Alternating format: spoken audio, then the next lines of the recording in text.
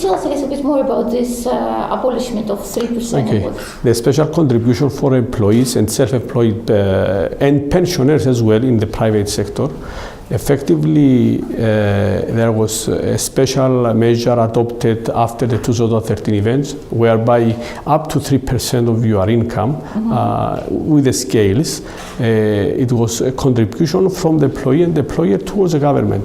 Effectively, this will be abolished from 1st of January 2017, and all employees and employers as well will feel a substantial difference. Where this money was paid? To social insurance? It's called social contribution for employees. It was paid like social insurance and different simultaneously. So now the social insurance contribution will be lower. The social insurance contribution will be the same. This was an additional social contribution for employees.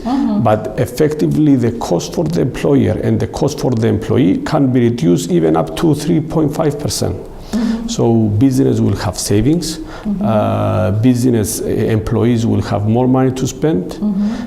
Another one important factor is the cancellation of immovable property tax. Now it's only for 2016 it was reduced by 75%, reduced down to 25%, and 2017 it will be abolished. That was very confusing, especially for foreigners. In all countries, the taxation on property exists.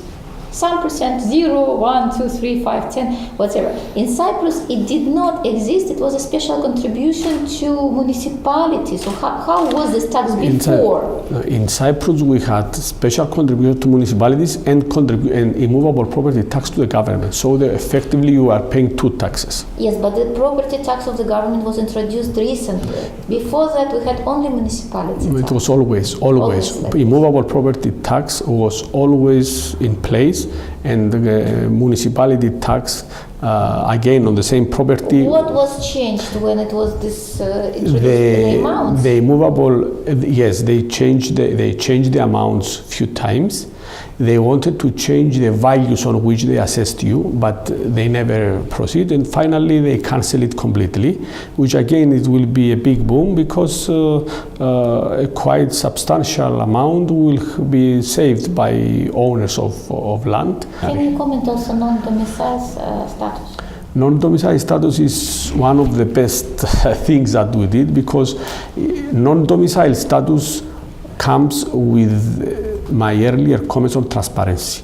If you want to are transparent, it means that you must have your people and your functions somewhere. So the government very, very correctly gave incentives to companies to move their people in Cyprus.